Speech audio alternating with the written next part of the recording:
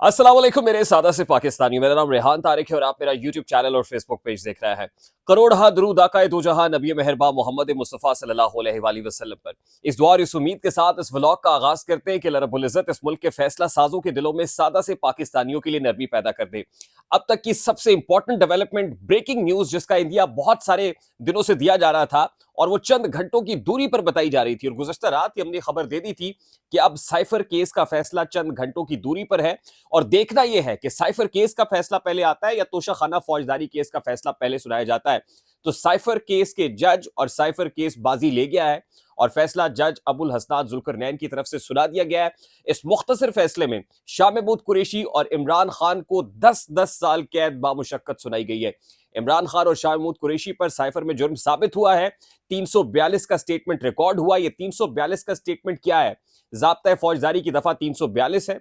342 का statement record हो जाने के बाद जज अबुल हसनात जुल्करनैन की तरफ से वक्त नहीं लिया गया, बल्कि मुख्तसर फैसला सुना दिया गया है। अभी जब मैं आपसे बात कर रहा हूं तो मुख्तसर फैसला सामने आया है। इस फैसले की तफसीलात आना बाकी है, लेकिन ये अमर काबिल गौर है कि ना तो उम्र कैद हुई है और ना ही सजाए मौत हुई है। अब दूसरा फैसला जो अब चंद घंटों की दूरी पर है वो तोशाखाना फौजदारी केस है, और इसी केस के अंदर आपको एक बड़ी गिरफ्तारी भी दिखाई देगी। मैं आपको बता दूं कि गुज़श्ता रोज chief of the army staff general Asim Munir की इंतहाई अहम मुलाकात जीएचक्यू में हुई, और इस अहम मुलाकात के बाद रात गए फौज की जानिब से खुफिया ऑपरेशन भी किया गया, और आज सुबह इस इंपॉर्टेंट केस का डिसीजन आ जाना। हमारी इतलात के मुताबिक ये डिसीजन अब से कोई आधा पौना घंटा पहले आ जाना था, लेकिन जिस वक्त मैं ये व्लॉग रिकॉर्ड करा रहा हूं तो 5 मिनट पहले ये डिसीजन सुनाया गया है। इसकी तमाम तर डिटेल्स आज के इस व्लॉग का हिस्सा होंगी, और आपको ये भी बताएंगे कि इस डिसीजन के आने के बाद और कौन कौन से ऐसे फैसले हैं जिस पर मोहर तस्दीक जब्त कर दी गई है।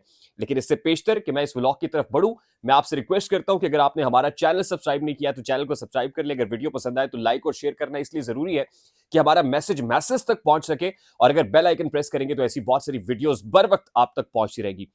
मेरे साथ से पाकिस्तानियों इंतहाई गैर मामूली पेशरफ्त है एक ऐसे वक्त में कि जब बहुत सारे पंडित, ज्योतिषी और हमें भी ये खबरें आ रही थी कि साइफर केस के अंदर इमरान खान को सजाए मौत सुनाई देगी। हालांकि रात भर एक अजीब से खौफ की सी फजा रही, और अलीमा खान जो इमरान खान की हमशीरा है उनकी तरफ से इंदिया दिया गया कि इमरान खान को सजाए मौत सुनाने का फैसला कर लिया गया है।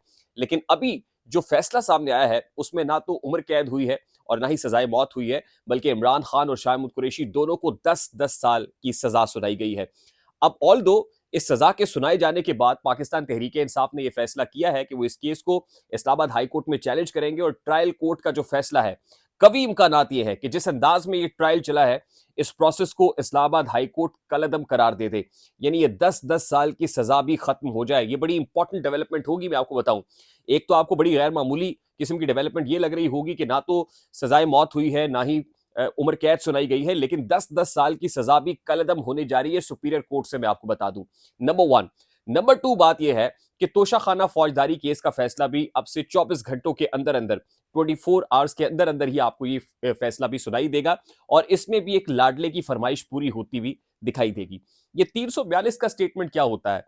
देखिए, ज़ाब्ता फौजदारी यानी सीआरपीसी क्रिमिनल प्रोसीजर कोड की सेक्शन 342 है, और इस सेक्शन 342 के अंदर दो सब सेक्शंस है, दो क्लॉजेज है। जो पहली सब सेक्शन है 342 की, उसमें यह कहा गया है कि जज साहब at any time of the trial वो मुलजिम से कोई भी सवाल कर सकते हैं। उसके लिए मुलजिम को नोटिस करना जरूरी नहीं है, यानी जज साहब जब चाहे जैसे चाहे जो मर्जी सवाल मुलजिम से कर सकते हैं। दूसरी इंपॉर्टेंट चीज ये होती है कि जब क्रॉस एग्जामिनेशन मुकम्मल हो जाता है, यानी गवाहान के बयानात हो गए, प्रोसिक्यूशन ने अपना काम मुकम्मल कर लिया, गवाहान के बयानात पर जिरा भी मुकम्मल कर ली गई, तो at the end of this trial जो जज साहब हैं जो इंपॉर्टेंट ऑब्जर्वेशंस लेते हैं, यानी उनको लगता है, क्योंकि मुलजिम के बारे में तो ये है ना कि वो कोर्ट के सामने मासूम होता है अनटिल प्रूवन गिल्टी, तो जज साहब कोई बात नहीं करते, बल्कि जज साहब बड़ी खामोशी से तमाम तरह ऑब्जर्वेशंस को नोट करते हैं, और जिन इंपॉर्टेंट ग्राउंड्स पे उनको लगता है कि इसमें मुलजिम को सजा हो सकती है, तो मुलजिम से सवाल किए जाते हैं, और फिर उसको कहा जाता है कि अगर आप इन सवालात को रिस्पॉन्ड करना चाहते हैं, जवाब देना चाहते हैं, तो अपना स्टेटमेंट रिकॉर्ड करा दें। इसको कहते हैं 342 का स्टेटमेंट।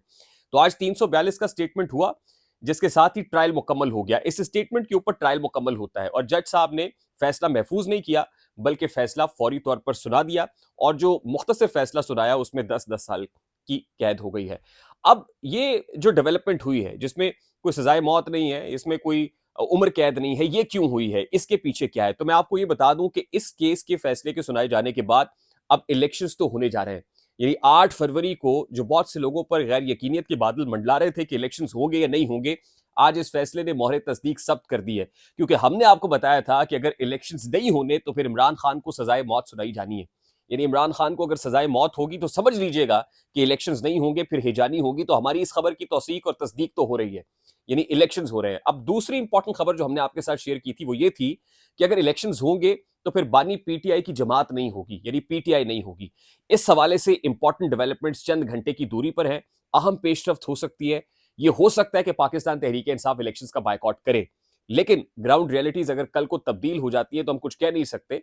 वो तभी होगा जब इमरान खान के साथ कहीं ना कहीं कोई सेटिंग, कोई ना कोई डील या कोई एंगेजमेंट हो जाएगी, तो फिर आप समझ लीजिएगा कि पीटीआई इलेक्शंस में चली जाएगी। और फिर एस्टैब्लिशमेंट के पास प्लान 4 या फॉर्मूला 4 जो मैंने आपको बताया था वो भी मौजूद है कि किस तरह चेपियां लगानी है। दूसरा इंपॉर्टेंट केस जो तोशाखाना फौजदारी केस है, उसमें मैं आपको यह बता दूं कि एक बड़ी गिरफ्तारी होने जा रही है, और वो गिरफ्तारी किसी और की नहीं है बल्कि इमरान खान की अहलिया बुशरा बीबी की है। क्योंकि आज उसमें जज बशीर की अदालत में, जो इंसदादी दहशतगर्दी अदालत नंबर 1 और 2 के भी जो जो एहतसाब अदालत है उसके जज हैं, एक इंसदादी दहशतगर्दी अदालत 1 और 2 के जज तो अबुल हसनात जुल्करनैन साहब है, जिन्होंने तमाम तर केसेस को पेंड किया था और उसके बाद इसी केस के ऊपर तवज्जो मरकूज रखी थी। अब जज बशीर साहब जो छुट्टियों पर जाना चाहते थे, लेकिन उनकी छुट्टियां कैंसिल की गई और उनको बजोरे बाजू प्रेशर डाल के अडयाला जेल लाया जाता रहा, और बड़ी तेजी से इस केस का प्रोसेस चलाया है। अब जज बशीर साहब ने 342 का स्टेटमेंट आज बुशरा बीबी का भी रिकॉर्ड करना है और इमरान खान का भी रिकॉर्ड करना है। जिस वक्त मैं ये व्लॉग रिकॉर्ड करा रहा हूं तो अभी तक स्टेटमेंट रिकॉर्ड नहीं हुआ, और कभी इम्कानात है कि इस स्टेटमेंट के, यानी 342 का स्टेटमेंट इस केस में होने के बाद भी फैसला सुना दिया जाएगा। और जिस वक्त ये फैसला आएगा, मैं आपको बता रहा हूं कि बुशरा बीबी गिरफ्तार हो जाएंगी और तमाम तर खबरें बैकयार्ड में चली जाएंगी। पसे पुश डाल दीजिएगा। और सबसे बड़ी खबर जो मेन स्ट्रीम मीडिया के ऊपर फ्लैश करने वाली है वो ये है कि बुशरा बीबी गिरफ्तार हो गई हैं। मैंने आपको बताया था कि 2018 के इंतखाबात से पहले नवाज शरीफ साहब की साहबजादी मरियम नवाज को भी गिरफ्तार किया गया था। और नवाज शरीफ जो इस वक्त लाडला है, नवाज शरीफ साहब की ख्वाहिश है कि अगर सिस्टम को ग्रैंड रीसेट करना है तो बिल्कुल उसी तरह जैसे मेरी बेटी को गिरफ्तार करके मुझे ठेस पहुंचाई गई थी, तो इमरान खान की अहलिया यानी बुशरा बीबी को गिरफ्तार करके इमरान खान को ठेस पहुंचाई जाए। और बुशरा बीबी जब गिरफ्तार होंगी तो मैं आपको यह भी बता दूं कि वो अडयाला जेल जाएंगी। यानी इमरान खान को जिस जेल में रखा गया है उसी जेल की मकीन बुशरा बीबी भी बनने जा रही हैं। ये मैं अपने सोर्सेज और बावसूख जराए से आपको खबर दे रहा हूं। यानी अब के बाद जो बड़ी खबर फ्लैश करेगी, अब तक तो लोगों को लग रहा था ना कि फांसी होगी तो एक बहुत बड़ी खबर बनेगी, अब जो बड़ी खबर बनने जा रही है वो बुशरा बीबी की गिरफ्तारी है। And we really need to keep our fingers crossed. जाते जाते मैं आपको ये बता दूं कि कल जो important meeting chief of the army staff general Asim Munir की हुई थी और जीएचक्यू के अंदर ये मीटिंग हुई थी, उसके बाद रात एक खुफिया ऑपरेशन हुआ है। हमने आपको बताया था कि एफसी की इंस्टॉलेशंस को बीएलए ने, कलदम बैंड आउटफिट बीएलए ने अटैक किया है और तकरीबन 15 रॉकेट फायर किए गए हैं। रात भर ये जो ऑपरेशन हुआ उसमें आईजीएफसी मेजर जनरल अमीर जो है, उन्होंने, अमीर अजमल, उन्होंने इस ऑपरेशन को खुद लीड किया है और हमने खुद उनको बैरक्स के अंदर देखा है कि उस ऑपरेशन को लीड कर रहे थे। काउंटर ऑपरेशन जो हुआ है 15 रॉकेट्स के नतीजे में, जान अचक जई साहब जो केयर टेकर इंटीरियर मिनिस्टर है, सूबाई वजीर है, उन्होंने ये कंफर्म किया है कि इस ऑपरेशन के अंदर 5 अस्करियत पसंद मारे गए हैं। तो सिक्योरिटी फोर्सेस ने इंतहाई जाफिशानी से काम किया है और रात भर के इस ऑपरेशन में इंतहाई बड़ी पेशरफ्त हुई है कि 5 अस्करियत पसंद मारे गए हैं और बीएलए को बड़ा स्ट्रॉन्ग मैसेज दिया गया है।